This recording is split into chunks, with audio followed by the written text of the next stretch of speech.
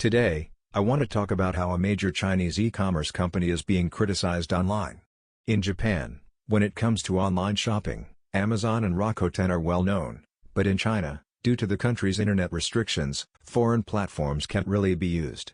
Well, some people do use them, but that's kind of a gray area in China. One of the most popular platforms used to be Alibaba's Taobao, which was famous not only in China but also used by some people in Japan. Alibaba has been involved in online business since before Xi Jinping's administration, and many within the Communist Party who are closely connected to Alibaba are considered a sort of rival force to Xi Jinping. Plus, Alibaba is a company with strong ties abroad. In fact, one of the reasons for Alibaba's growth is its relationship with Masayoshi Son, founder of SoftBank. So, from Xi Jinping's perspective, Alibaba is connected to both rival forces and foreign entities, which makes it a prime target. Since Xi Jinping's rise to power, Alibaba's presence has been steadily declining. However, Alibaba isn't the only e-commerce player in China.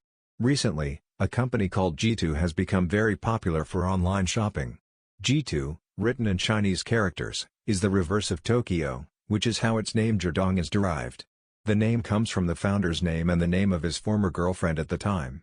This company's online sales have become widely used within China. Nowadays, e-commerce websites look pretty similar regardless of the country, and the design differences between nations have diminished. If you look at the old Alibaba site, it used to have tons of links packed onto one page. But recently, designs have become simpler. Guizhou has become a highly used platform in China, but recently, some people in China have started boycotting it. Like other large businesses, Guizhou has expanded into different sectors as its core business has thrived, including financial products. Rumors spread online that there's a growing wave of withdrawals from Guizhou's financial products. In response, the company denied these claims as false information. In short, some online communities have expressed dissatisfaction with Guizhou. They are not only boycotting its products but also spreading rumors about the withdrawal issues, which have caused concern about the company's stability. The company, realizing the danger of these rumors, is working hard to refute them. In China, if false information spreads unchecked, it can end up being seen as the truth, which can seriously damage a company's business. Now, let me deviate a bit. In China, there's a rumor going around that Japanese schools are spy hubs. This information has spread widely, and many Chinese people believe it because the authorities neither delete nor refute it. This is unlike any information that might be harmful to the Communist Party, which they immediately censor. Anti-Japanese fake news continues to spread online, and even the Chinese Communist Party itself teaches children in schools false information to tarnish Japan's image.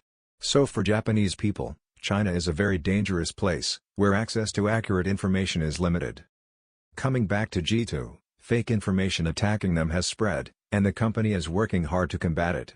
But why has this situation arisen? That's something I'll touch on next time, as it ties into the current atmosphere in China. Guizhou has been running various online campaigns and ads. In China, as in Japan, it's common to use celebrities in ads. Guizhou hired a famous female stand-up comedian, Yang Li. In Japan, she'd be considered a solo comedian doing talk shows. She has a lot of supporters but also a lot of critics. Yang's supporters and critics have distinct characteristics, and Guizhou took a risk by using her, probably for the buzz she could generate. Yang has a comedic style that involves criticizing men, and she coined a phrase in China that became very famous, Puxinan.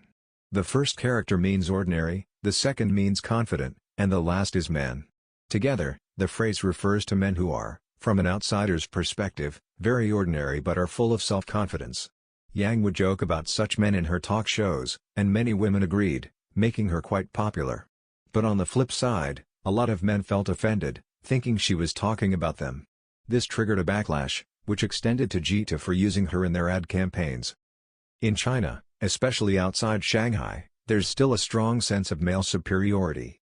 Many people think it's unacceptable for women to mock men, and those who already disliked Yang saw her being hired by Guizhou as another reason to attack both her and the company. They started a boycott movement and spread rumors about Guizhou's financial troubles.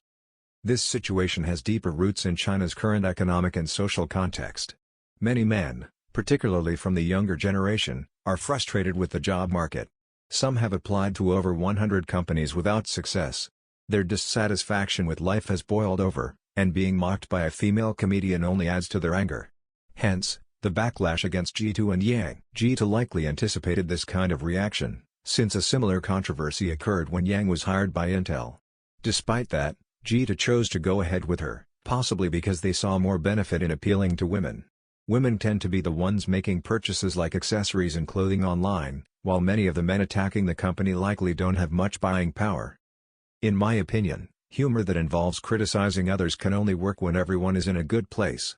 If you target people who are already struggling or angry, it can lead to serious consequences. China's current society is becoming more tense, so comedians who rely on mocking others might be facing more challenges in the future. That's the end of today's discussion. I'll see you in the next video.